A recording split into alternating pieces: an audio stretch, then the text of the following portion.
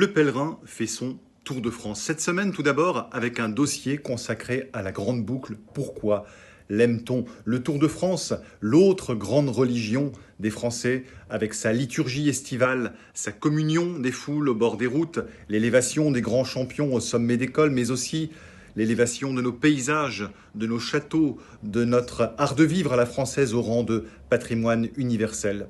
Le Tour de France, c'est aussi notre série d'été, Tour de France, Tour du monde, à la rencontre de ces communautés installées sur notre territoire depuis parfois des générations, avec tout d'abord dans ce numéro une première immersion dans le sud-ouest en Dordogne, dans un village où vivent de très nombreuses familles anglaises, et la semaine prochaine à la rencontre de l'âme russe à Nice. Et pendant tout l'été, ce sera dans Le Pèlerin une manière de s'ouvrir au monde tout en s'immergeant dans nos territoires.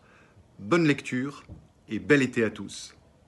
La loi révisée de bioéthique vient d'être adoptée par le Parlement mardi 29 juin. Elle ouvre la procréation médicalement assistée à toutes les femmes. Alors c'est bien sûr loin d'être la seule disposition de cette loi, mais le sujet a largement catalysé l'attention et notamment l'attention médiatique. Peut-on dire pour autant que le débat a réellement eu lieu? Et peut-on avancer sans nuance que l'ouverture de la PMA est un progrès pour toutes et pour tous? Entre désir d'enfant, droit à l'enfant, progrès médical, questions éthiques, Réforme revient sur les enjeux présents et à venir de cette loi et de cette disposition concernant la PMA. Je vous propose de découvrir tout ça dans nos pages et sur notre site internet. Nous l'avons vu cette année avec la conquête spatiale qui se poursuit, notamment à travers les explorations de la planète Mars. L'espace continue de fasciner. Cet été, pour la première fois, des vols touristiques seront proposés dans l'espace, certes plutôt à destination des milliardaires, mais nous avons voulu à cette occasion nous poser cette question. À qui appartient le ciel? À qui appartient l'espace? Est-il aux scientifiques qui l'explorent? Est-il aux États qui y envoient des fusées? Est-il aux entreprises qui y déposent des satellites? Est-il peut-être à Dieu? Ou est-il simplement à tous les enfants qui, pendant l'été, vont lever les yeux au ciel pour contempler les étoiles? C'est tout cela que nous avons voulu interroger, explorer cette semaine dans La Vie, à travers un dossier que vous pouvez retrouver dès maintenant en kiosque, bien sûr, mais aussi sur notre site internet.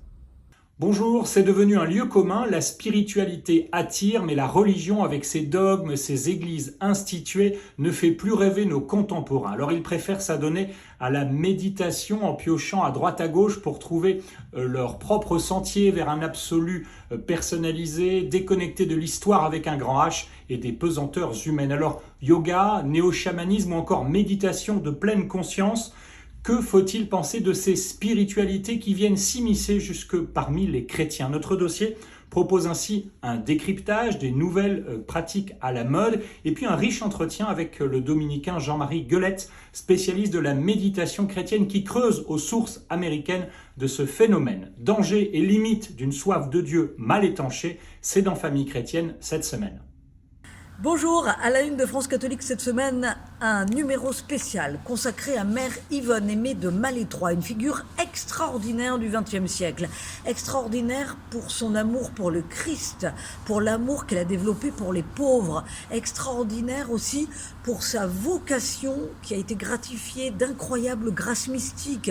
Extraordinaire parce qu'elle entre chez les Augustines à Malétroit, donc en Bretagne, et qu'elle y développe une clinique qui existait déjà, mais non seulement elle apporte le soin aux malades, mais elle développe évidemment le soin qu'il faut apporter aux âmes. Et puis nous vous proposons dans notre France catholique de cette semaine un coup de projecteur sur l'héroïne nationale que fut Mère Yvonne Aimée de Malétroit pendant la Seconde Guerre mondiale. Coup de projecteur également sur le cheminement de son procès en béatification. Bonne lecture et bonne semaine.